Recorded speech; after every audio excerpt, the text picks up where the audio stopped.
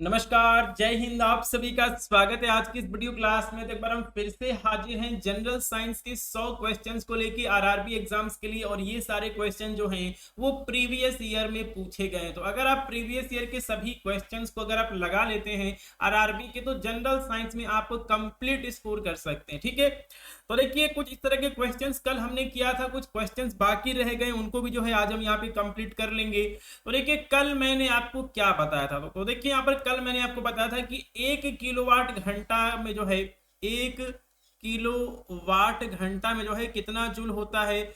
3.6 into 10 to power 6 joule होता है। इस वैल्यू को हमने निकाला था। ठीक है, इस वैल्यू को जो है वो हमने फाइंड आउट किया था। ठीक है, तो ये वैल्यू आपको याद होनी चाहिए। अब यहाँ पूछा गया है कि 4.6 किलोवाट घंटा में जो है कितना जूल होगा। तो आप इस चीज को बड़ी आसानी से जो है आप यहाँ पे निकाल पाएंगे। ठीक है, आप इस चीज को जो है बिल्कुल आसानी से निकालेंगे। आपको पता है कि 1 किलोवाट घंटा बराबर जो है 3.6 इंटू 10 टू पावर 6 जूल है। तो 4.6 किलोवाट घंटा बराबर क्या हो जाएगा, ये हो जाएगा 4.6 into 3.6 into 10 to power 6 joule हो जाएगा। 4 तिहाई 12, मतलब इस क्वेश्चन का जो आंसर है 12 से ऊपर आएगा। मतलब ऑप्शन नंबर बी जो है यहाँ पे क्वेश्चन का सही आंसर होगा। चलिए हम यहाँ पे मल्टीप्लाई भी कर लेते हैं। वैसे 4.6 और 3.6 दिया गया है, 6×3 = 18। सॉरी, 6 × 6 कितना होता है, 36 होता है। आप यहाँ पे लिखेंगे 6, लिखेंगे 6 हो जाएगा। यहाँ पे 3 लगेगा, 6×4 = 24, 3 27 हो जाएगा आपका यहाँ पे।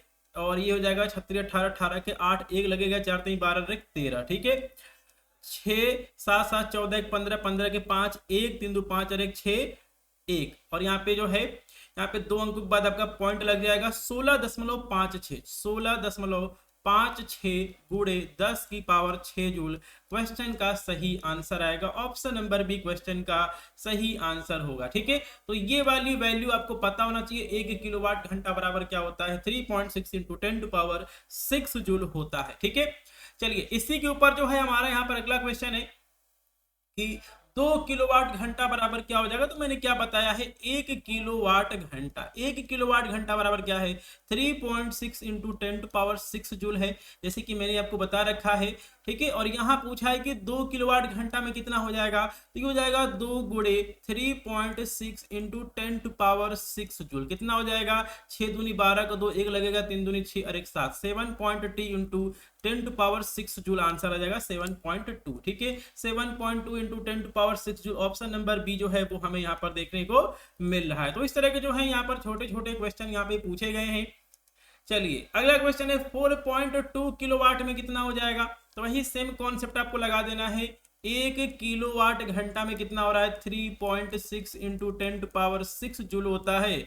तो 4.2 में हो जाएगा 4.2 into 3.6 into 10 to power 6 joule हो जाएगा। 4×3 = 12। ठीक है, इसका ऑप्शन जो है आपका 12 से ऊपर आएगा। एक बार हम यहाँ पे मल्टीप्लाई कर लेते हैं, क्योंकि यहाँ पे जो है मिलता जुलता कई सारा आंसर है। 4.2 इंटू 3.6, 6×2 = 12 का 2, 1 लगेगा, 6×4 = 24, 1 25, 25 हो जाएगा यहाँ पे। ठीक है, और 3×2 = 6 हो जाएगा, 4×3 = 12 हो जाएगा। ठीक है, कितना हो जाएगा, 2 5 5 5 5 10, 11 11 का 1 1 लगेगा, 12 तो 14 15। ठीक है, 2 अंक बाद लग जाएगा पॉइंट, 15.12। ठीक है, 15.12 गुणे 10 की पावर 6 जूल क्वेश्चन का सही आंसर है। ऑप्शन नंबर बी क्वेश्चन का सही आंसर हो जाएगा। ठीक है, चलिए इसके बाद जो है हम चलते हैं अगले क्वेश्चन पे। प्रकाश वर्ष द्वारा किसे मापा जाता है। कल भी जो है हमने ये क्वेश्चन जो है वो हमने किया था। ठीक है, लाइट ईयर। ठीक है, तो देखिए लाइट ईयर के माध्यम से जो है हम क्या नापते हैं, दूरी जो है वो हम यहाँ पर मेजर करते हैं। और मैंने क्या बताया था, 1 लाइट ईयर बराबर कितना होता है, 9.46। ठीक है, 9.46 इंटू 10 टू पावर 12। ठीक है, 12 किलोमीटर होता है। इस चीज को जो है कल मैंने आपको बताया था। ठीक है, मीटर होता है और ठीक है आपका क्या होता है, किलोमीटर होता है। और आपका ये हो जाएगा मीटर में, हो जाएगा 9.46 इंटू 10 टू पावर 15 मीटर, ये हो जाएगा। ठीक है, तो ये वैल्यू जो है आपको याद होनी चाहिए। 1 लाइट ईयर जो है आपका किसका मात्रक है, दूरी का मात्रक है, डिस्टेंस का मात्रक है। और इसकी वैल्यू भी जो है आप याद कर लेंगे।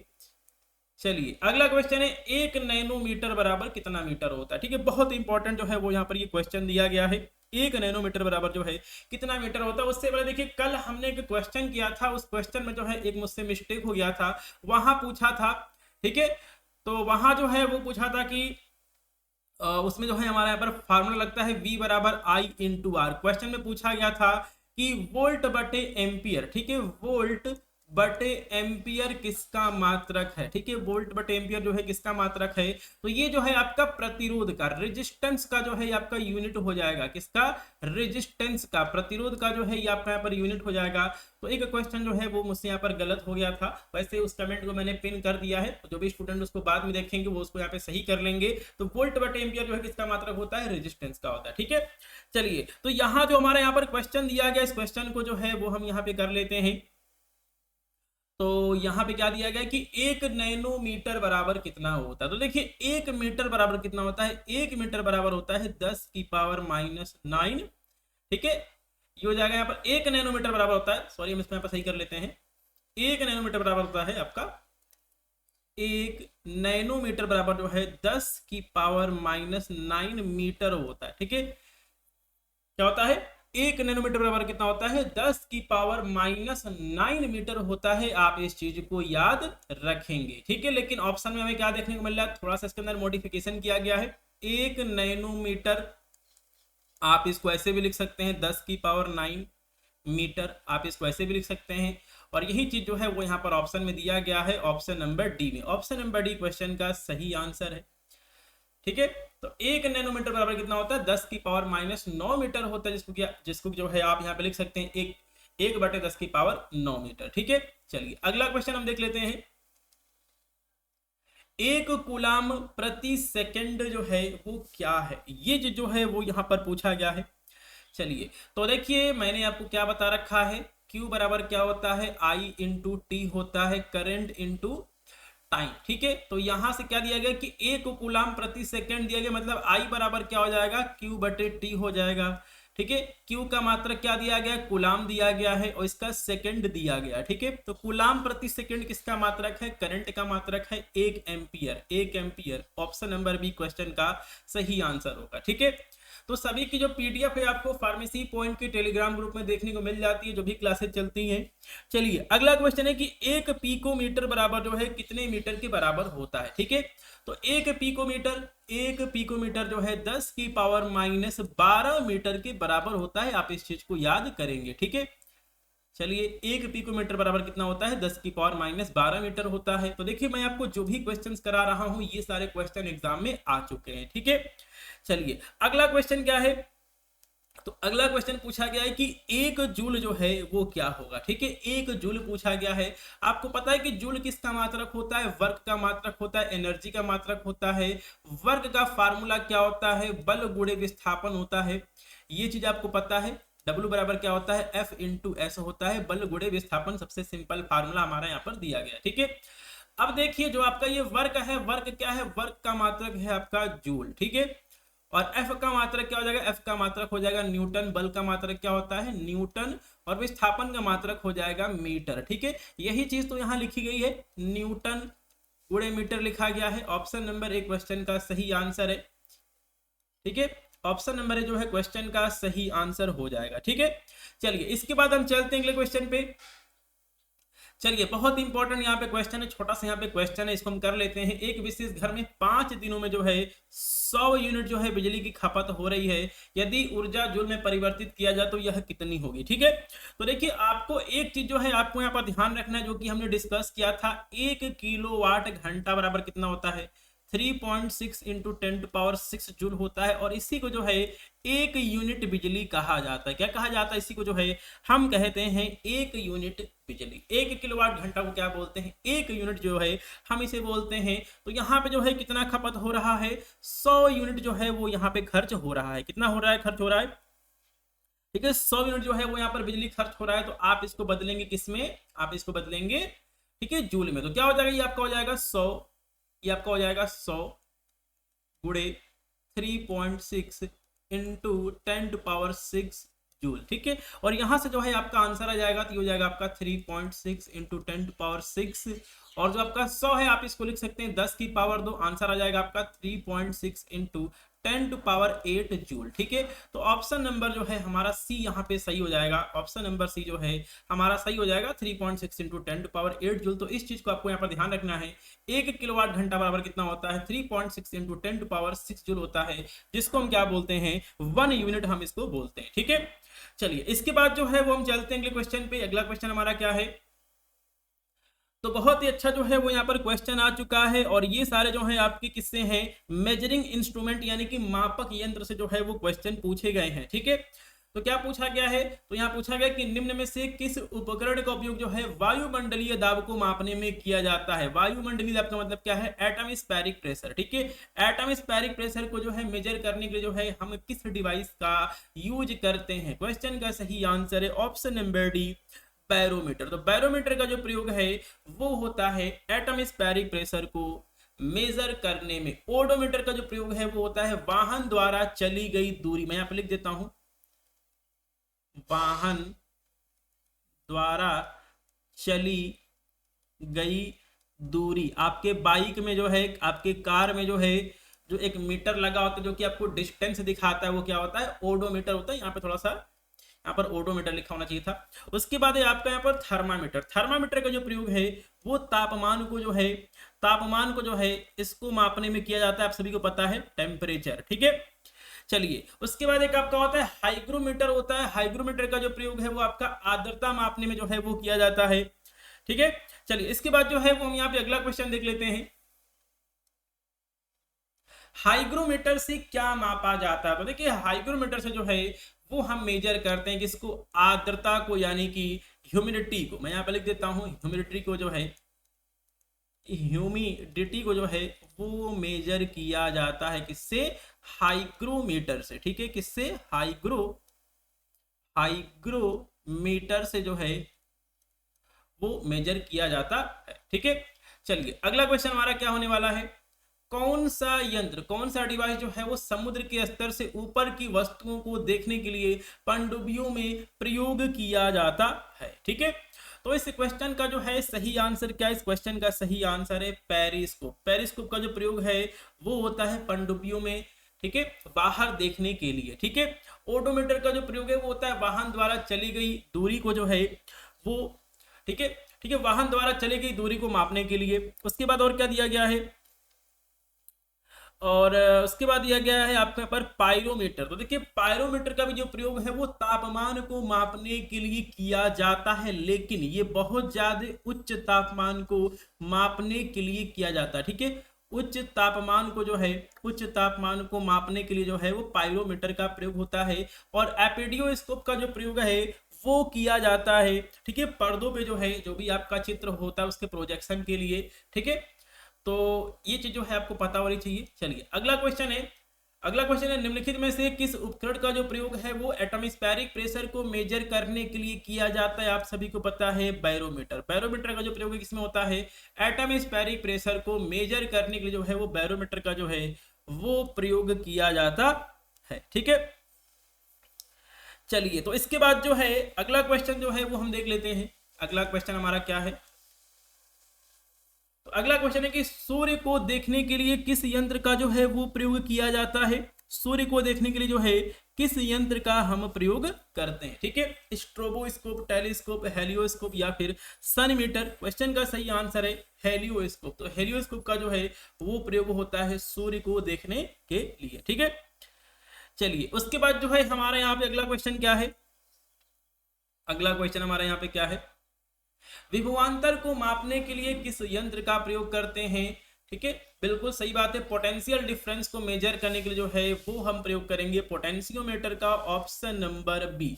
अमीटर का जो प्रयोग है वो किस में होता है? मीटर का जो प्रयोग है वो होता है धारा को मेजर करने के लिए, करंट को मेजर करने के लिए। ऑप्शन नंबर बी जो है इस क्वेश्चन का सही आंसर होगा। ठीक है, तो इस क्वेश्चन का सही आंसर है आपका ऑप्शन नंबर डी। सॉरी, यहाँ पे जो है वोल्टामीटर का प्रयोग होगा। ये चीज थोड़ी सी यहाँ पे गलत हो गई है, हम इसको सही कर लेते हैं। देखिए यहाँ पर पोटेंशियल डिफरेंस, विभवांतर को मापने के लिए जो है वो हम वोल्टामीटर का प्रयोग करते हैं। ठीक है, वोल्टामीटर का जो है वो यहाँ पर प्रयोग होता है। वोल्टामीटर का जो है वो प्रयोग किया जाता है। ठीक है, चलिए उसके बाद जो है अगला क्वेश्चन हमारा क्या है, सर्किट में बिजली के प्रवाह का पता लगाने हेतु निम्नलिखित में से किस उपकरण का प्रयोग किया जाता है। ये जो है यहाँ पे क्वेश्चन पूछा गया है। तो दिया गया है आपका यहाँ पर एनीमोमीटर, इलेक्ट्रोमीटर, गैल्वेनोमीटर और बैरोमीटर। तो यहाँ पे जो है इस क्वेश्चन का जो यहाँ पे सही आंसर वो है आपका यहाँ पर गैल्वेनोमीटर।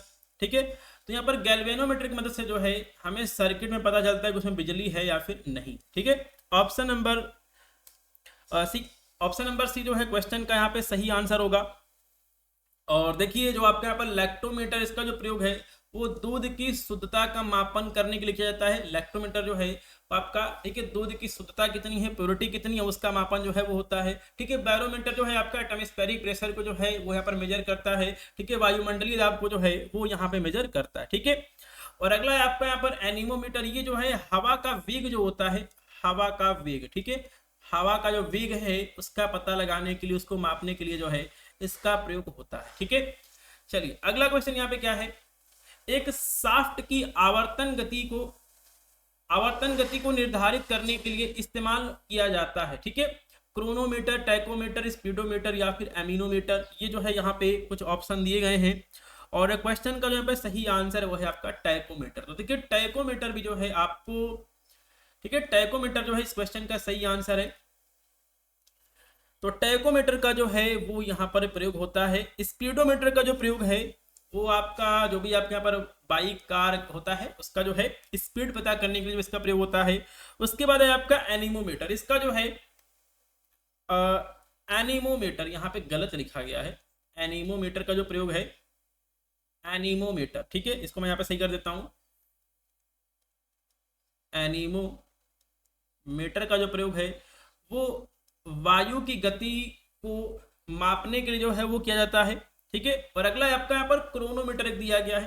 क्रोनोमीटर का जो प्रयोग है वो हम यहाँ पे लिख देते हैं जलयान में सही समय का पता लगाने के लिए। ठीक है, जलयान में सही समय का पता लगाने के लिए, जलयान में सही समय का पता लगाने के लिए, ठीक है, पता लगाने के लिए। तो देखिए जो भी आपके पानी के जहाज होते हैं उनमें जो है समय का पता लगाने के लिए जो है वो क्रोनोमीटर का जो है वो प्रयोग किया जाता है। ठीक है, चलिए अगला क्वेश्चन हमारा यहाँ पे क्या है, विभव मापी जो है क्या है। तो ये जो है एक मेजरिंग डिवाइस है। ऑप्शन नंबर एक क्वेश्चन का सही आंसर होगा।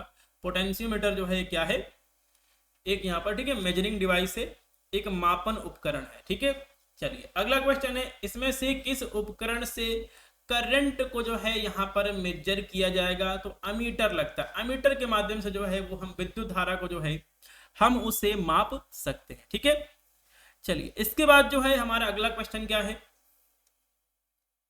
अमीटर क्या है। तो देखिए जो भी आपका यहाँ पर अमीटर होता है इससे जो है हम यहाँ पे करंट का पता लगाते हैं और इसको जो है यहाँ पर श्रेणी क्रम में जो है इसको जो है जोड़ा जाता है। अमीटर को जो है हम किस में जोड़ते हैं, हमेशा सीरीज में जोड़ते हैं। इसका रेजिस्टेंस क्या होना चाहिए, हमेशा कम होना चाहिए और इससे जो है बहुत ही कम जो है यहाँ पे करंट फ्लो होता है। तो ऑप्शन नंबर डी क्वेश्चन का सही आंसर होगा। ऑप्शन नंबर डी जो है क्वेश्चन का सही आंसर यहाँ पे होगा। ठीक है, चलिए अगला क्वेश्चन क्या है, किसको मापने के लिए स्टैग्लामोमीटर का प्रयोग किया जाता है। तो इस क्वेश्चन का सही आंसर है सरफेस टेंशन। पृष्ठ तनाव को मापने के लिए जो है हम इस डिवाइस का प्रयोग करते हैं। ठीक है, चलिए अगला क्वेश्चन है, ओडोमीटर एक ऐसा उपकरण है जिसका उपयोग जो है गाड़ियों में दूरी को मापने के लिए किया जाता है। ये क्वेश्चन आपके यहाँ पर पैरामेडिकल एग्जाम में भी जो है ये आ चुका है। ठीक है, चलिए अगला क्वेश्चन क्या है, तो अगला क्वेश्चन है, निम्नलिखित में से कौन सा प्रवाही मापन उपकरण एक क्षेत्र मीटर है। ठीक है, तो देखिए इस क्वेश्चन का जो यहाँ पे सही आंसर दिया गया है वो हम देख लेते हैं। इस क्वेश्चन का सही आंसर है पिटोट ट्यूब। ठीक है, तो पिटोट ट्यूब जो इस क्वेश्चन का सही आंसर है। चलिए तो देखिए इस समय क्या है कि अगर आपके पास कोई ट्यूब है उसके अंदर जो है जो आपका लिक्विड है उसका फ्लो कितना हो रहा है उसको मापने के लिए जो है इसका प्रयोग किया जाता। ठीक है, चलिए तो अगला क्वेश्चन जो है वो यहाँ पे आ चुका है कि टैकोमीटर क्या होता है।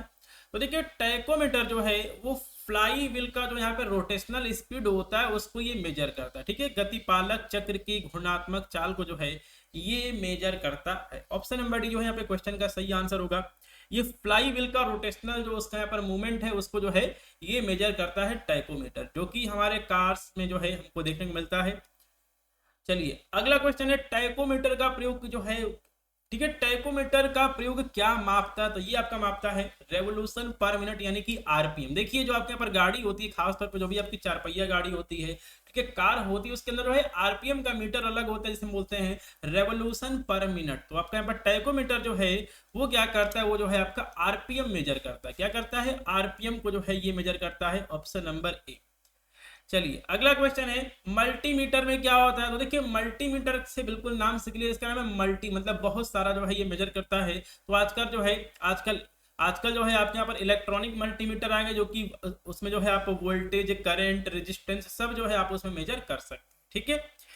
चलिए अगला क्वेश्चन है रिक्टर पैमाने के बारे में जो है इसमें से क्या सही है, सॉरी क्या गलत है। यहाँ पे थोड़ा सा यहाँ पे टाइपिंग मिस्टेक है।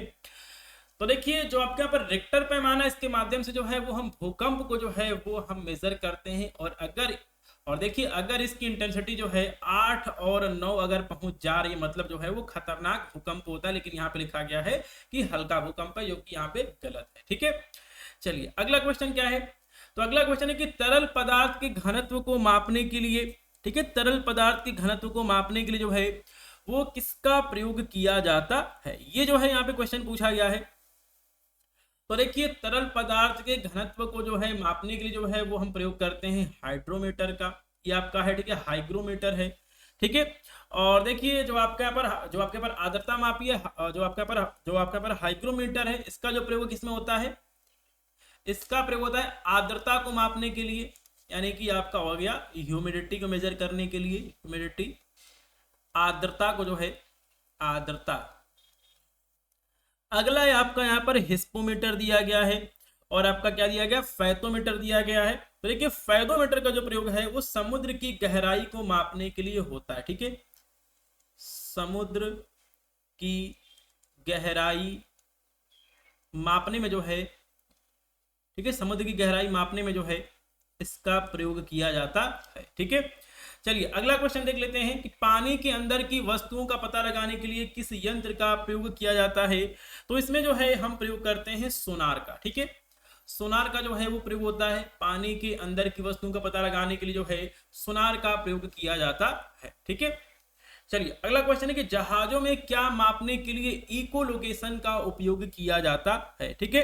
तो देखिए इको लोकेशन का जो यहाँ पर प्रयोग है वो जो है यहाँ पर पानी की गहराई को मापने के लिए जो है वो किया जाता है।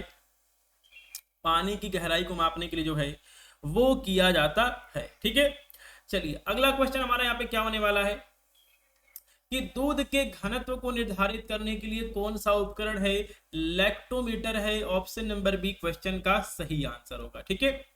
चलिए अगला क्वेश्चन देख लेते हैं कि ऑटोमोबाइल में यात्रा की दूरी को मापने के लिए निम्न में से किस उपकरण का प्रयोग किया जाता है? Option number B odometer. Odometer जो है वो हमको डिस्टेंस बताता है कि जो हमारी बाइक है, कार है, वो कितने किलोमीटर चली है। स्पीडोमीटर जो है हमें हमारी स्पीड बताता है, ठीक है। टाइकोमीटर जो है वो हमें हमारी गाड़ी का आरपीएम बताता है, रेवोल्यूशन पर मिनट बताता है, ठीक है।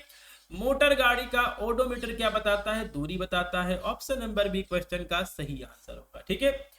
किसी वोल्ट मीटर का उपयोग जो है वो किसे मापने के लिए किया जाता है? ये जो है यहाँ पे क्वेश्चन पूछा गया है।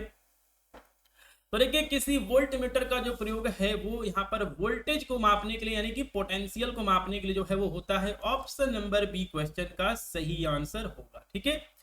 चलिए अगला क्वेश्चन है किसी परिपथ में विद्युत धारा के प्रवाह की दिशा दर्शाने के लिए किस उपकरण का प्रयोग किया जाता है? ठीक है, मतलब करंट जो है वो किस डायरेक्शन में फ्लो हो रहा है, इसके लिए जो है हम इस्तेमाल करते हैं गैल्वेनोमीटर का। अमीटर का जो प्रयोग है वो करंट का पता लगाने के लिए होता है। रियोस्टेट का जो प्रयोग है वो आपका, ठीक है, प्रतिरोध को कम या फिर ज्यादा करने के लिए जो है इसका प्रयोग किया जाता है, ठीक है। और आपका वोल्टामीटर जो है वो यहाँ पर वोल्टेज को मेजर करता है। चलिए अगला क्वेश्चन है कि यहाँ पर गैल्वेनोमीटर का उपयोग किया जाता है, अभी मैंने बताया है कि धारा की दिशा का पता लगाने के लिए जो है, करंट का डायरेक्शन का फ्लो पता लगाने के लिए जो है इसका प्रयोग होता है, ठीक है। चलिए अगला क्वेश्चन है कि वाहन की गति को जानने में कौन मदद करता है? स्पीडोमीटर। स्पीडोमीटर से जो है आप अपने वाहन की गति को जो है आप उसका पता लगा सकते हैं। चलिए अगला क्वेश्चन है कि उस शब्द का चयन कीजिए जो कि तीसरे शब्द से उसी तरह संबंधित है जिस प्रकार दूसरा शब्द जो है पहले शब्द से संबंधित है। तो अमीटर जो है आपका विद्युत धारा जुड़ा है, तो जो आपका ओम मीटर होगा किससे जुड़ा होगा? ये जो है आपका प्रतिरोध से जुड़ा होगा। ठीक है, अमीटर जो है आपका विद्युत धारा जुड़ा हुआ है, तो ओम मीटर जो है आपका किससे जुड़ा हुआ है? प्रतिरोध से जुड़ा हुआ है, क्योंकि जो आपका यहाँ पर ओम है किसका मात्रक होता है? प्रतिरोध का मात्रक होता है। ठीक है, चलिए अगला क्वेश्चन देख लेते हैं कि हवा की गति को मापने के लिए निम्नलिखित में से किस उपकरण का प्रयोग किया जाता है? एनीमोमीटर का प्रयोग किया जाता है। ठीक है, तो जब आप यहाँ पे क्वेश्चंस करेंगे तो ऑटोमेटिक जो है आपको चीजें याद हो जाएंगी। अगला क्वेश्चन है का प्रयोग हवा की शक्ति और वेग को मापने के लिए किया जाता है? एनीमोमीटर। एनीमोमीटर का जो प्रयोग है हवा की शक्ति और उसका वेग को मापने के लिए किया जाता है। ठीक है, अगला क्वेश्चन है कि एनीमोमीटर का उपयोग जो है, एनीमोमीटर उपकरण का प्रयोग जो है वायु की गति को मापने के लिए किया जाता है। आरआरबी एनटीपीसी 2021 का ये क्वेश्चन है। चलिए अगला क्वेश्चन है निम्नलिखित में से कौन सी झूठ का पता लगाने वाली मशीन है? आप सभी को पता है पॉलीग्राफ जो होता है क्या करता है? झूठ का पता लगाता है। चलिए अगला क्वेश्चन है कि लाई डिटेक्टर उपकरण को जो है किस रूप में जाना जाता है? इसे हम बोलते हैं पॉलीग्राफ बोलते हैं। ऑप्शन नंबर डी क्वेश्चन का सही आंसर होगा। चलिए अगला क्वेश्चन है कि अपेक्षाकृत उच्च तापमान मापने के लिए निम्नलिखित में से किस यंत्र का प्रयोग किया जाता है? तो अगर टेम्परेचर बहुत ज्यादा है 100, 200, 400, 500, ठीक है 1000 डिग्री सेल्सियस, तो उसके लिए जो है हम इस्तेमाल करते हैं पायरोमीटर। पायरोमीटर का जो प्रयोग है वो किया जाता है।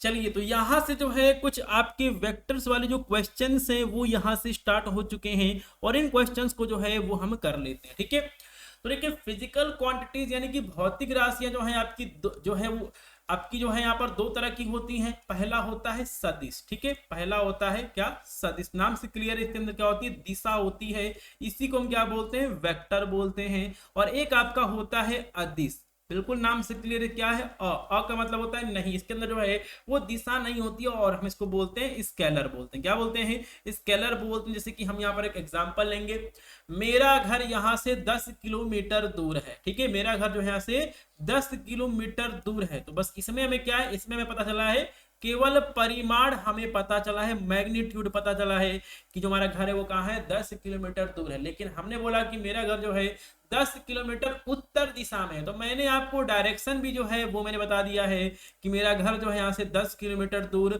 नॉर्थ डायरेक्शन में। मतलब हमने जो है इसमें आपको क्या बताया है? दिशा बता दिया। तो ये क्या हो जाएगा? ये आपका हो जाएगा वेक्टर हो जाएगा, सदिश राशि हो जाएगी। ठीक है, चलिए तो यहां पूछा गया कि निम्नलिखित में से जो है कौन सी क्या है? अदिश राशि है। ठीक है, तो देखिए द्रव्यमान के अंदर जो है कोई भी डायरेक्शन नहीं होता है, मास में जो है कोई भी डायरेक्शन नहीं होता है, लेकिन यहाँ पे आपका संवेग हो गया, मतलब मोमेंटम, फोर्स हो गया, ठीक है, आपके पर वेलोसिटी हो गया, ये सभी क्या होते हैं? वेक्टर क्वांटिटीज होती हैं, सदिश राशियां होती हैं। लेकिन जो आपका मास है, द्रव्यमान क्या है? वो क्या है? इसमें क्या है कि इसमें जो है बस केवल आपका क्या है? मैग्नीट्यूड है, परिमाण। इसके अंदर जो है वो डायरेक्शन नहीं है। Option number C. ठीक है, चलिए अगला क्वेश्चन है का केवल परिमाण है और दिशा नहीं है। मतलब इसमें क्या है कि इसके अंदर जो है केवल क्या है? मैग्नीट्यूड है। क्या है? इसमें जो है मैग्नीट्यूड है, लेकिन इसमें जो है वो डायरेक्शन नहीं है। डायरेक्शन नहीं है मतलब क्या है? यह एक अदिश राशि है। क्या है? अदिश राशि है, स्केलर क्वांटिटी है। ठीक है, स्केलर क्वांटिटी है।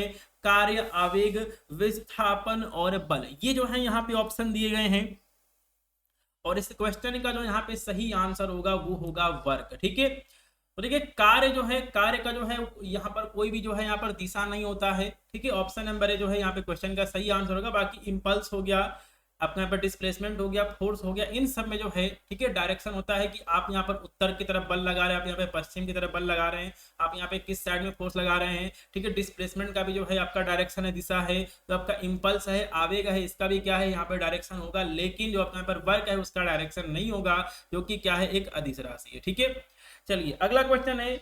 अगला क्वेश्चन पूछा गया कि निम्नलिखित में से कौन सी राशि सदिश नहीं है। ठीक है, इसमें से जो है ऐसा कौन सा आपका यहाँ पर राशि फिजिकल क्वांटिटी है जो कि क्या है?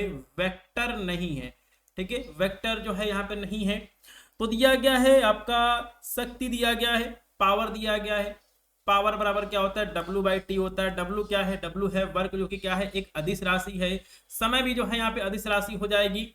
तो ये क्या होगा, ये जो है आपका वेक्टर नहीं है, ठीक है। बाकी जो है आपका टार्क हो गया, डिस्प्लेसमेंट हो गया, एक्सेलरेशन हो गया, ये सभी क्या है वेक्टर होते हैं, ठीक है।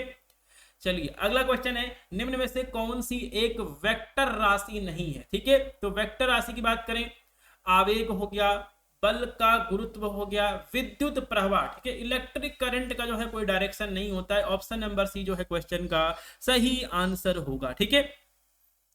क्वेश्चन का जो है यहाँ पे सही आंसर जो है वो है आपका विद्युत प्रवाह, यानी कि करंट जो है वो क्या है एक स्केलर है, अदिश राशि है, ठीक है।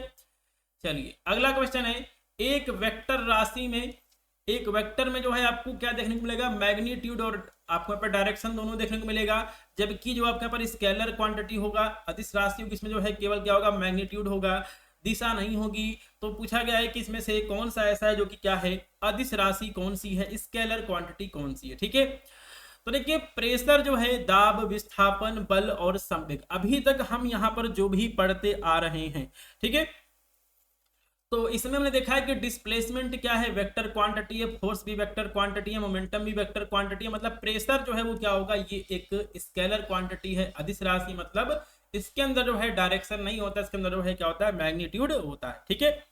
चलिए अगला क्वेश्चन जो है वो हम देख लेते हैं, सबसे उचित विकल्प चुने। संवेग में जो है इसके अंदर डायरेक्शन भी होता है और इसके अंदर मैग्नीट्यूड भी होता है, क्योंकि यह एक वेक्टर क्वांटिटी है। ऑप्शन नंबर सी क्वेश्चन का सही आंसर, ठीक है। चलिए अगला क्वेश्चन है कि सदिश राशि का उदाहरण है, इसमें से वेक्टर जो है वो इसमें कौन सा है। तो वेक्टर इसमें हमारा है वेलोसिटी, ठीक है। वेलोसिटी क्या होता है, वेग होता है। तो वेग जो है वो क्या होता है वेक्टर होता है, सदिश राशि होती है, इसके अंदर जो है डायरेक्शन भी होगा और इसके अंदर कुछ ना कुछ इसका यहाँ पर, ठीक है, मैग्नीट्यूड भी होगा, ठीक है। तो इस क्वेश्चन का सही आंसर क्या था, वेलोसिटी। चलिए तो यहां पे पूछा गया है कि निम्नलिखित में से कौन एक सदिश राशि है, वेक्टर क्वांटिटी है। वेक्टर क्वांटिटी में से क्या है, एनर्जी। इसमें जो है इस क्वेश्चन का गति दिया गया है, जो कि क्या है आपकी अदिश राशि है। तो इसमें सदिश जो है बस केवल हमारा क्या है विस्थापन है। विस्थापन जो है, डिस्प्लेसमेंट जो है वो हमारा कहां पे है, ठीक है। इस क्वेश्चन का सही आंसर है डिस्प्लेसमेंट, यानी कि विस्थापन। बाकी वर्क हो गया, यहाँ पे गति का मतलब स्पीड है, ठीक है। स्पीड जो है, ठीक है, स्पीड और वेलोसिटी में जो है यहाँ पे ये बेसिक अंतर होता है। स्पीड क्या है, एक यहाँ पर अदिश राशि है, वहीं जो आप यहाँ पर वेलोसिटी क्या है वो आपकी एक यहाँ पे सदिश राशि है, वेक्टर क्वांटिटी है, ठीक है। तो इस क्वेश्चन का सही आंसर है डिस्प्लेसमेंट। बाकी आपका स्पीड हो गया, वर्क हो गया, एनर्जी हो गया, सब क्या होता है आपका अदिश राशि होता है, ठीक है। चलिए अगला क्वेश्चन है निम्नलिखित में से कौन सी एक वेक्टर है। इसमें से वेक्टर हमें दिख रहा है वेलोसिटी, बाकी सब क्या है स्केलर है, अदिश राशि है। चलिए अगला क्वेश्चन है, निम्नलिखित में से किस जोड़े की दिशा हमेशा एक समान रहती है, ठीक है। चलिए तो ये बहुत ही अच्छा सा, ये जो है यहाँ पे बहुत ही अच्छा सा जो है यहाँ पर क्वेश्चन पूछा गया है। चलिए तो देखिए क्या है कि इस क्वेश्चन का जो है यहाँ पे सही आंसर है बल और विस्थापन। देखिए जिस डायरेक्शन में फोर्स लगेगा उसी डायरेक्शन में जो है आपका डिस्प्लेसमेंट होगा, ठीक है। अगर यहाँ पे कोई भी आपकी वस्तु है, अगर आप इस पे फोर्स लगाएंगे इसी डायरेक्शन में, तो इसका विस्थापन भी जो है वो इसी डायरेक्शन में होगा, ठीक है। तो ऑप्शन नंबर सी जो है क्वेश्चन का यहाँ पे सही आंसर होगा, ठीक है। एक चीज यहाँ पे गलत हो रहा है, इसको सही कर लेते हैं।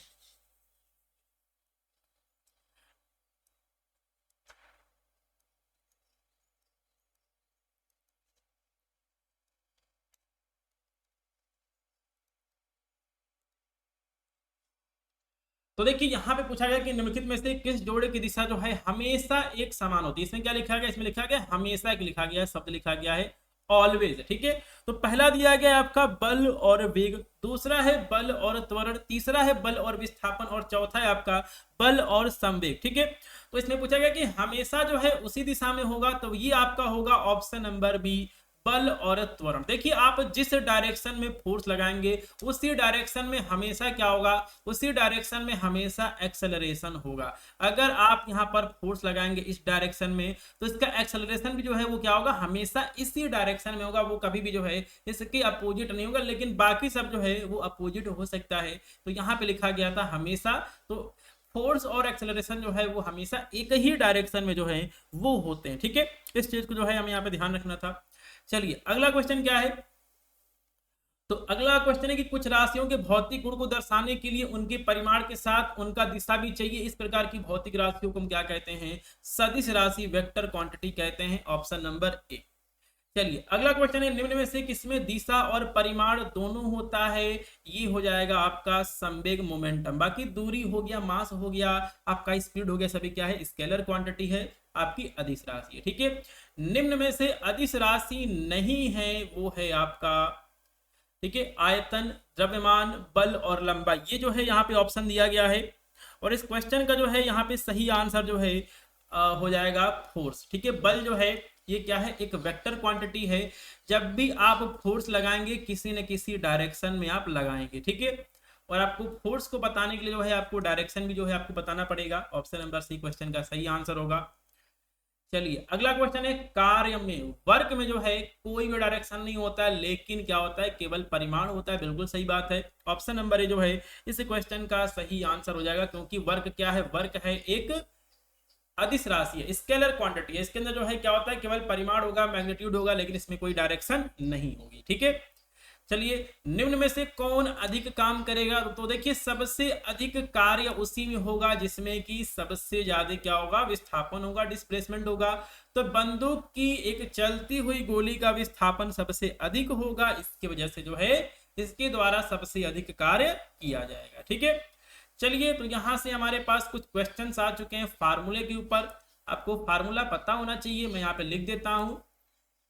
W बराबर क्या होता है, फोर्स, ठीक है, एफ एस कॉस थीटा होता है। ठीक है, बल गुणे बल की दिशा में हुआ विस्थापन, हम क्या बोलते हैं, उसे वर्क बोलते हैं। यहां से हम कॉस थीटा निकाल लेंगे। तो क्या क्या दिया गया, तो यहां दिया गया है कि 20 न्यूटन का बल लगाया गया, मतलब एफ की वैल्यू 20 है। ठीक है, 2 मीटर का विस्थापन हो रहा है, कॉस थीटा निकालना है, किया गया कार्य आपका 20 जूल है। तो यहां से कॉस थीटा बराबर आपका हो जाएगा 20/20 गुणे 2, मतलब कितना, 1/2। 1/2 कॉस थीटा का वैल्यू कब होगा, जब कॉस थीटा की वैल्यू कितनी होगी, 60 होगी। ठीक है, कॉस थीटा की वैल्यू कितनी होगी, 60 डिग्री होगी, तभी जो है हमारा 1/2 वैल्यू आएगा। ठीक है, चलिए अगला क्वेश्चन है, एक पोर्टर जमीन से 12 किलो का सामान उठाता है। बहुत जो है यहाँ से इंपॉर्टेंट कुछ जो है आपके यहाँ पर न्यूमेरिकल जो है वो यहाँ पे स्टार्ट हो जाएंगे।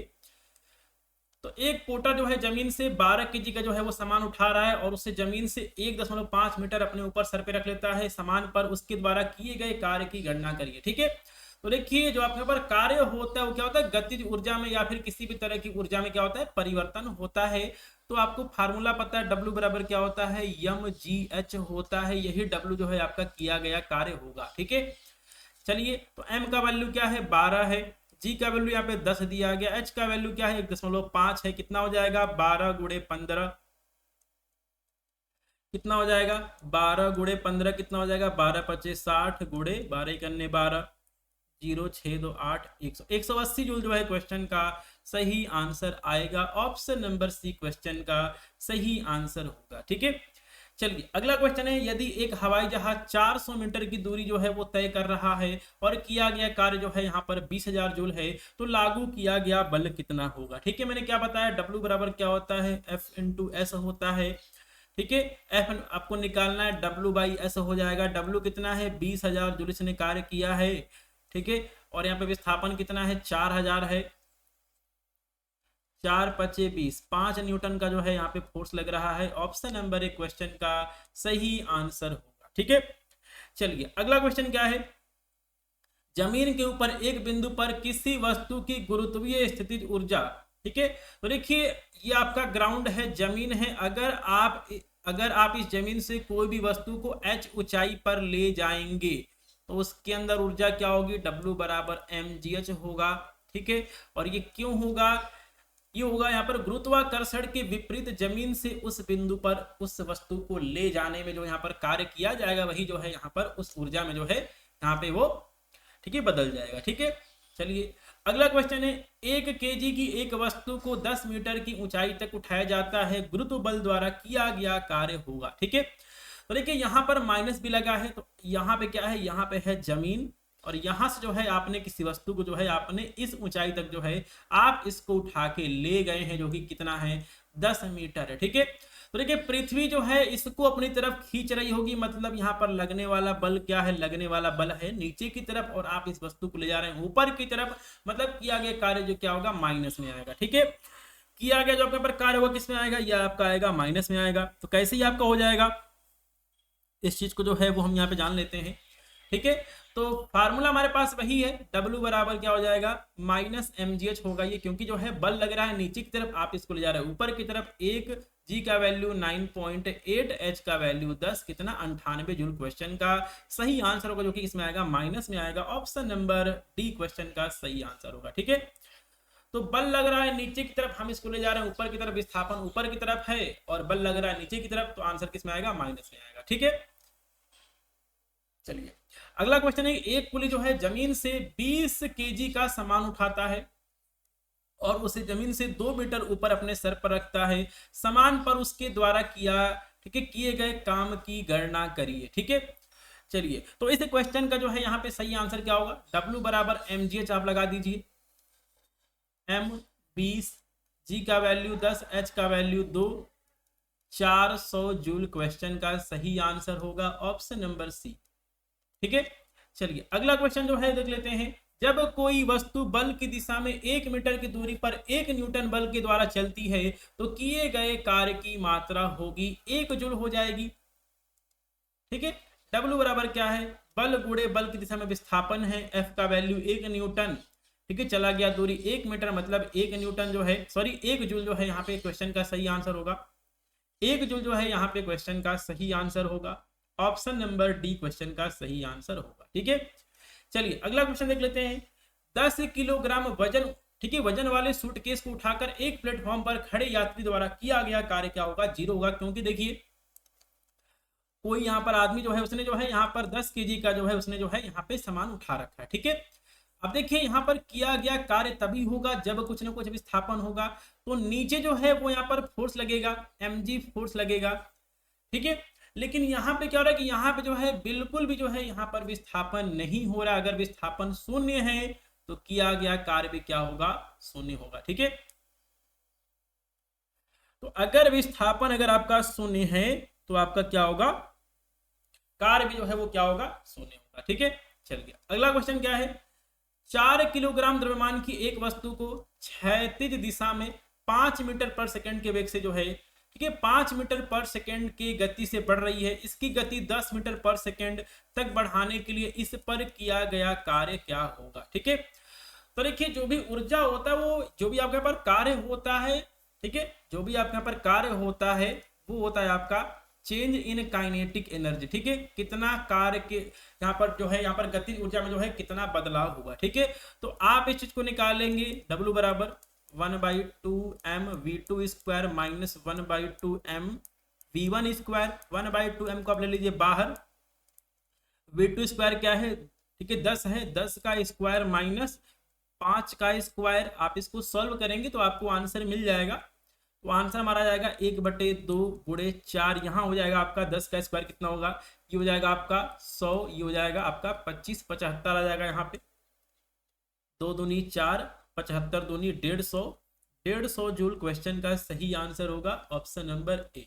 ठीक है, चलिए अगला क्वेश्चन देख लेते हैं कि 4 किलोग्राम, ये यहाँ पे सेम क्वेश्चन टाइप हो गया है, तो इस क्वेश्चन को जो है वो हमने यहाँ पे सॉल्व कर लिया है। चलिए अगला क्वेश्चन है 0.1, देखिए यहाँ पे क्या लिखा है, तो यहाँ पे जो है आपके पर माइनस दिया गया है, 0.1 केजी वजन की एक गेंद को जो है स्थिर स्थिति से गिराया जाता है, जब यह 2 मीटर की दूरी से गिरती है तो गुरुत्वाकर्षण के बल से लगने वाला कार्य कितना होगा। ठीक है, तो देखिए जो आपकी बॉल है कहाँ से गिर रही है, ऊपर से गिर रही है, और जो आपके पर फोर्स है गुरुत्वाकर्षण जो आपका बल है वो भी कहाँ लग रहा है, नीचे की तरफ लग रहा है, मतलब इसका जो आंसर है वो किसमें आएगा, पॉजिटिव में इसका आंसर आएगा। किसमें आएगा, ठीक है, पॉजिटिव में इसका आंसर आएगा। तो भाई सेम बात है, W बराबर mgh लगा दीजिए, m का 0.1, G का 9.8, H का कितना है 2 है, ये हो जाएगा 0.2 गुणे 9.8, 9 दूनी 18, ये कितना आएगा 1.96 जूल जो है ये आपका आ जाएगा। ऑप्शन नंबर ए क्वेश्चन का सही आंसर होगा। ठीक है, चलिए अगला क्वेश्चन है, एक वस्तु पर बल लगाने के बावजूद भी किया गया कार्य शून्य होगा यदि उसका विस्थापन क्या होगा, शून्य होगा। अगर आपका डिस्प्लेसमेंट जीरो है मतलब उसका वर्क भी क्या होगा, जीरो होगा।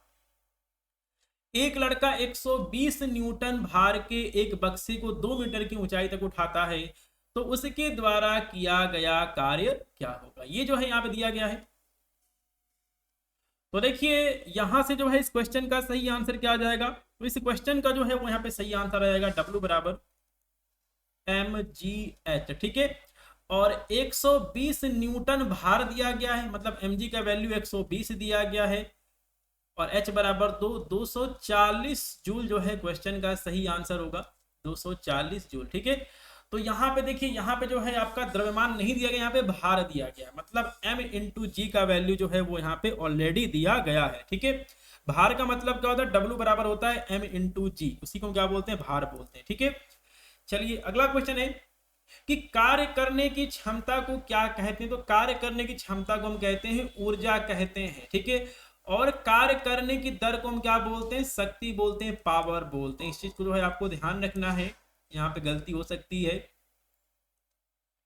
चलिए अगला क्वेश्चन है, यदि कार्य का मान धनात्मक हो तो जिस निकाय पर कार्य हो रहा है उसकी ऊर्जा जो है क्या होगी, बढ़ेगी, अगर वर्क क्या है, पॉजिटिव। अगर वर्क क्या है, अगर आपका वर्क क्या है, पॉजिटिव है, तो उसकी ऊर्जा में क्या होगी, वृद्धि होगी, ठीक है। ऑप्शन नंबर डी क्वेश्चन का सही आंसर होगा, ठीक है। चलिए निम्नलिखित में से किसमें कोई भी कार्य नहीं किया जाता है, तो देखिए क्या है कि अगर विस्थापन शून्य है तो क्या होगा, अगर विस्थापन शून्य है तो उस पर कोई भी जो है वो कार्य नहीं होगा। तो जो यहाँ पर कपिल है वो अपने कंधे पर 10 केजी का जो है वो भार लेके खड़ा है, मतलब वो चल नहीं रहा है, विस्थापन हो ही नहीं रहा है, तो क्या होगा, कार्य क्या हो जाएगा, शून्य हो जाएगा, बाकी सब में कार्य होगा, ठीक है। बल द्वारा किया गया कार्य धनात्मक होगा जब विस्थापन जो है वो बल की दिशा में होगा, ठीक है। आप जिस डायरेक्शन में फोर्स लगा रहे हैं अगर उसी डायरेक्शन में अगर डिस्प्लेसमेंट हो रहा है तो उस समय क्या होगा, वर्क जो है आपका पॉजिटिव होगा, ठीक है। चलिए अगला क्वेश्चन है, कार्य शून्य, ठीक है, कार्य शून्य होने की स्थिति में विस्थापन और लगाए जाने वाले बल के बीच का जो एंगल होगा क्या होगा, ठीक है। तो देखिए क्या है कि आपको पता है कि W बराबर क्या होता है, एफ एस कॉस थीटा होता है, ठीक है। तो देखिए कॉस थीटा की वैल्यू जीरो कब होगी, जब कॉस थीटा की वैल्यू कितना होगा, 90 डिग्री होगा, ठीक है। कॉस 90 डिग्री का वैल्यू कितना होता है, शून्य होता है, ठीक है। तो देखिए अगर विस्थापन और लगाए गए बल उनके बीच का एंगल अगर 90 डिग्री है, कहने का मतलब ये है कि अगर फोर्स जो है वो नीचे लग रहा है, फोर्स लग रहा है नीचे, और डिस्प्लेसमेंट अगर इधर हो रहा है तो इनके बीच का एंगल कितना होगा, 90 डिग्री होगा। तो यहाँ पर इस कंडीशन में जो है आपका वर्क क्या हो जाएगा, जीरो हो जाएगा, ठीक है। तो हम यहाँ पर वर्क की डिफिनेशन क्या पढ़ते हैं, वर्क बराबर क्या होता है, बल गुणे बल की दिशा में विस्थापन, मतलब जिस साइड में फोर्स लग रहा है, जिस साइड में फोर्स लग रहा है उसी साइड में जो है हमारा डिस्प्लेसमेंट भी उसी डायरेक्शन में होना चाहिए, ये जो है जरूरी है वर्क होने के लिए, ठीक है। चलिए यदि किया गया कार्य शून्य तो बल और विस्थापन के बीच का एंगल कितना होगा, 90 डिग्री होगा। चलिए अगला क्वेश्चन क्या है कि एक कुली 100 मीटर की दूरी तक 500 न्यूटन का भार उठाता है, उसके द्वारा किया गया कार्य क्या है, ठीक है। तो ये चीज जो है यहाँ पर दी गई है, बहुत अच्छा सा जो है यहाँ पर क्वेश्चन पूछा गया है, ठीक है। और इस क्वेश्चन को जो है वो हम यहाँ पे कर लेते हैं, ठीक है। चलिए तो ये 500 न्यूटन का जो है क्या उठा रहा है, ये भार उठा रहा है, यहाँ पे क्या है, कुली है, इसने जो है 500 केजी का जो है 500 न्यूटन का जो इसने यहाँ पर भार उठाया हुआ है, ठीक है। तो देखिए नीचे की तरफ क्या लग रहा है, mg लग रहा है, जो कि यहाँ पर दिया गया है 500 न्यूटन दिया गया है, और इसका विस्थापन हो रहा है इधर 100 मीटर तक, ठीक है। तो आपको यहाँ पर दिख रहा है कि इनके बीच का एंगल कितना है, 90 डिग्री है, मतलब क्या है कि इसके द्वारा जो यहाँ पर किया गया कार्य क्या है, शून्य है। ये चीज जो है यहाँ पे समझने वाली चीज है, ठीक है। चलिए तो इसके बाद जो है हम यहाँ पर अगला क्वेश्चन देख लेते हैं, निम्न में से किस मामले में कोई भी कार्य नहीं होगा, ठीक है। तो क्वेश्चन का बिल्कुल सही सा आंसर है, एक गधा अपने पीठ पर वजन लेके चल रहा है, तो इस केस में जो है कोई भी कार्य नहीं होगा, क्योंकि जो आपका यहाँ पर W लगेगा, फोर्स लगेगा, W फोर्स mg जो लगेगा नीचे की तरफ लगेगा, और ये गधा चल रहा है इधर, इनके बीच का एंगल कितना है 90 डिग्री है, वर्क हो जाएगा 0, क्योंकि cos 90 की वैल्यू कितनी होती है 0 होती है। ठीक है, चलिए 20 न्यूटन तक, ठीक है 20 न्यूटन का बल किसी वस्तु पर कार्य कर रहा है, वस्तु बल की दिशा में, ठीक है वस्तु जो है कहां चल रही है, बल की दिशा में चल रही है, मतलब यहां पर किया गया कार्य क्या होगा 20 गुणे 4 कितना हो जाएगा 80 जूल हो जाएगा। ऑप्शन नंबर डी क्वेश्चन का सही आंसर है। सब में 80 लिखा गया, लेकिन यहाँ पे क्या लिखा गया जूल लिखा गया, जो कि कार्य का मात्रक होता है। ठीक है, चलिए तो यहाँ पे 15 kg है, 1 मीटर है, यहाँ पर g का वैल्यू दिया गया, आप यहाँ पे कैलकुलेट कर लेंगे, W बराबर mgh, m क्या है 15 kg दिया गया है, g का वैल्यू 10 है, h का वैल्यू कितना है 1 मीटर है 150, ठीक है क्या हो जाएगा 150 जूल यहाँ पे होगा। यहाँ पे टाइपिंग मिस्टेक जो थोड़ा सा हुआ है, हम यहाँ पे ऑप्शन को बना देते हैं, यहाँ पे आपका 155 है, 155 जूल दिया गया है, इस वाले में 150 जूल दिया गया है क्वेश्चन में, अगला आपका 140 जूल दिया गया है, और ऑप्शन नंबर डी में जो है आपका 100 न्यूटन दिया गया। ठीक है, तो क्वेश्चन का सही आंसर क्या है ऑप्शन नंबर बी 150। ठीक है, चलिए अगला क्वेश्चन कर लेते हैं। कार्य होता है यदि क्या है ठीक है ऊर्जा, ठीक है जब तक ऊर्जा नहीं होगी तब तक जो है वो कोई भी कार्य नहीं होगा। ठीक है, तो कार्य होने के लिए क्या चाहिए ऊर्जा चाहिए, एनर्जी चाहिए। ठीक है, चलिए अगला क्वेश्चन है, जब विस्थापन प्रयुक्त बल की दिशा के परपेंडिकुलर होता है तो बल द्वारा किया गया कार्य जो है वो क्या होगा। तो देखिए अगर फोर्स इधर लग रहा है, डिस्प्लेसमेंट इधर हो रहा है, एंगल कितना है 90 है, वर्क क्या हो जाएगा 0 हो जाएगा। ऑप्शन नंबर एक क्वेश्चन का सही आंसर होगा। ठीक है, चलिए अगला क्वेश्चन है कि किसी वस्तु पर किया गया कार्य निम्नलिखित में से किस पर निर्भर नहीं करता है। तो देखिए क्या है कि ये जो है वस्तु के द्रव्यमान पर निर्भर नहीं करेगा, क्योंकि आपको पता है कि W बराबर क्या होता है एफ एस कॉस थीटा होता है, एफ पे डिपेंड कर रहा है, विस्थापन पे डिपेंड कर रहा है, उनके बीच के एंगल पे डिपेंड कर रहा है, मतलब ऑप्शन नंबर बी सही है। चलिए अगला क्वेश्चन है, एक मजदूर 10 kg का सामान भूमि से उठाकर 1.2 मीटर ऊपर रखता है, उसके द्वारा सामान पर किए गए काम की गणना करें। बिल्कुल सही से बात है, W बराबर क्या हो जाएगा mgh हो जाएगा। इस फॉर्मूले को जो है आप यहाँ पे लगाएंगे, सही आंसर जो है आपको यहाँ पर मिल जाएगा। ठीक है, तो m क्या दिया गया 10 है, g का वैल्यू मेरे पास 10 ले लेते हैं, h का वैल्यू क्या है 1.2 है, कितना हो जाएगा 10 गुणे 12 हो जाएगा 120 120 जूल जो है क्वेश्चन का सही आंसर आएगा। ऑप्शन नंबर ए क्वेश्चन का सही आंसर होगा। ठीक है, चलिए किसी वस्तु द्वारा किया गया कार्य 56 जूल है, उस पर लगाया गया बल 7 न्यूटन है, विस्थापन कितना होगा, तो यहाँ पर विस्थापन हो जाएगा वर्क बाई फोर्स हो जाएगा। वर्क दिया गया 56 जूल का वर्क है, फोर्स जो है वो दिया गया 7 न्यूटन, 7 56 8 मीटर जो है क्वेश्चन का सही आंसर होगा। ठीक है, ऑप्शन नंबर सी। चलिए अगला क्वेश्चन देख लेते हैं। कार्य कहलाता है बल गुणे बल की दिशा में विस्थापन को हम क्या कहते हैं कार्य कहते हैं। ऑप्शन नंबर ए क्वेश्चन का सही आंसर है। ठीक है, चलिए अगला क्वेश्चन है आपका 10 न्यूटन का बल किसी वस्तु पर कार्य कर रहा है, वस्तु बल की दिशा में 5 मीटर विस्थापित होती है, तो किया गया कार्य क्या होगा। देखिए जो आपका यहाँ पर वर्क है, ये आपका वर्क का डायरेक्शन है, इसी डायरेक्शन में जो है हमारा क्या हो रहा है विस्थापन हो रहा है, मतलब क्या होगा पॉजिटिव वर्क होगा। तो पॉजिटिव वर्क हमारा हो जाएगा F इंटू एस, कितना हो जाएगा 10 गुणे 5 50 न्यूटन का जो है कार्य होगा। ऑप्शन नंबर एक क्वेश्चन का सही आंसर होगा, 50 जूल का कार्य होगा। ठीक है, 50 जूल का जो है वो कार्य होगा, क्योंकि कार्य का मात्रक क्या होता है जूल होता है। ऑप्शन नंबर सी क्वेश्चन का सही आंसर होगा। ठीक है, चलिए तो अगला क्वेश्चन आ चुका है कि किया गया जो है किसी वस्तु पर किया गया कार्य किस पे डिपेंड करता है, विस्थापन पे करता है, बल और विस्थापन के बीच के एंगल पे करता है, और कितना बल अप्लाइड हो रहा है इस पे करता है। मतलब ए बी सी जो है यहाँ पे सही है, ए बी सी किस में सही है ऑप्शन नंबर डी में सही है। ठीक है, तो इस तरह के जो है यहाँ पे क्वेश्चन पूछे गए हैं। चलिए अगला क्वेश्चन हम देख लेते हैं। यदि बल 0 है तो किया गया कार्य क्या होगा 0 होगा। अगर फोर्स ही नहीं लगाए तो कार्य कैसे हो जाएगा, नहीं होगा। ऑप्शन नंबर सी क्वेश्चन का सही आंसर है, क्योंकि W बराबर क्या है, एफ एस कॉस थीटा है, बल गुणे बल की दिशा में विस्थापन। अगर F की वैल्यू 0 है तो बाकी सब भी क्या हो जाएगा, 0 हो जाएगा। ठीक है, चलिए अगला क्वेश्चन है, एक पोर्टर जमीन से 12 केजी का सामान उठाता है। यहाँ पर पोर्टर का मतलब क्या होता है, कुली होता है। तो 12 W बराबर क्या है, mgh। आप इस फार्मूले आप जो इसमें यहाँ पर याद कर लेंगे, W बराबर mgh।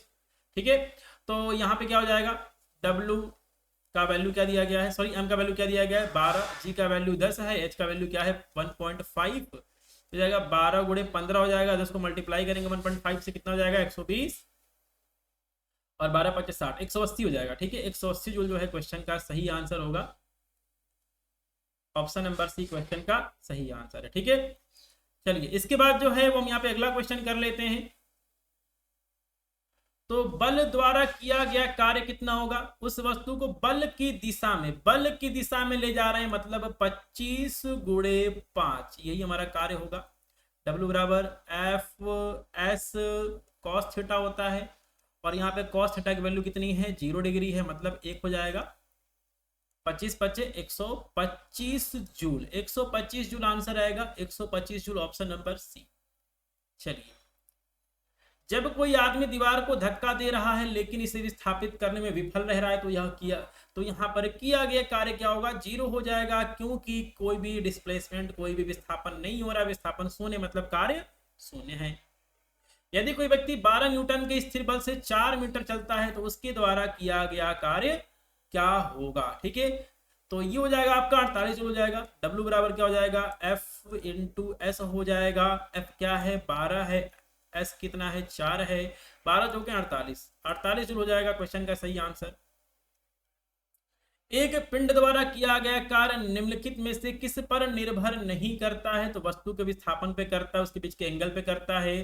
ठीक है, लगाए गए बल पे भी करता है, मतलब उसके प्रारंभिक वेग पे जो है ये निर्भर नहीं करता। ठीक है, चलिए अगला क्वेश्चन है, वेग न होने पर किया गया कार्य शून्य होगा। तो देखिए, अगर विस्थापन नहीं हो रहा है, अगर डिस्प्लेसमेंट 0 है, तो किया गया कार्य क्या होगा, शून्य होगा। ठीक है, चलिए यदि कार्य हुआ है, ऐसा कहने के लिए 2 शर्तें पूरी होनी चाहिए। उसमें से एक यह है कि उस पर बल लगा होना चाहिए, और दूसरा ये है कि वस्तु जो है विस्थापित होनी चाहिए, उसके अंदर डिस्प्लेसमेंट होना चाहिए। ठीक है, चलिए अगला क्वेश्चन देख लेते हैं। बल और विस्थापन का गुणनफल क्या कहलाता है।